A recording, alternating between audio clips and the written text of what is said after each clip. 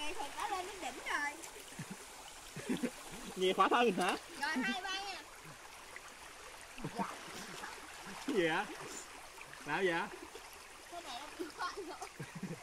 Tính khỏa thân hả? Khỏa thân gì vô trường? Phải.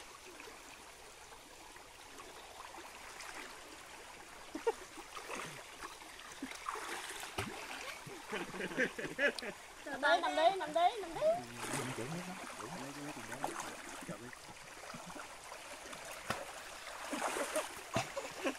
đang làm cái diễn à.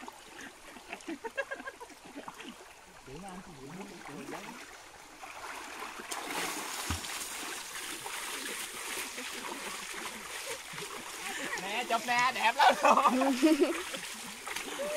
Đón nhận mưa đi xong, giơ tay lên.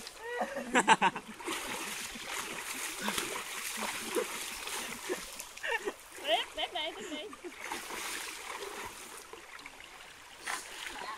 Nhức đầu á.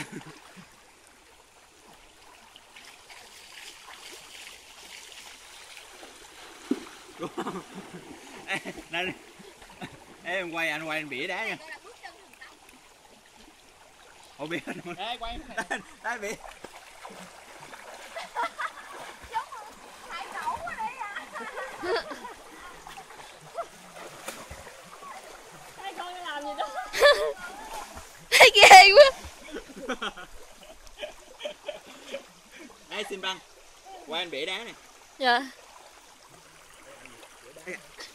Bẻ đá.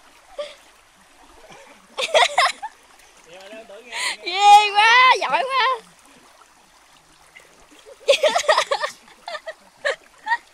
Bé xinh.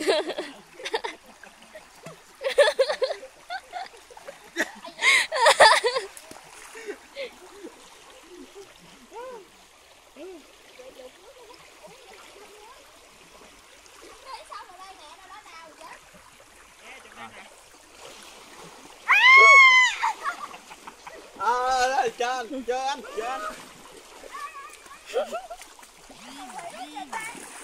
Quay phong mi. Hai nhào vô luôn em quay cho. Chụp xuống đá. Ăn gì mình ăn vậy?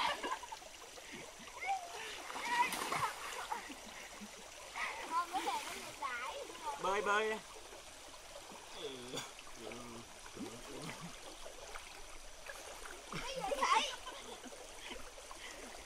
Bơi ngược dòng. Xong ơi, xong.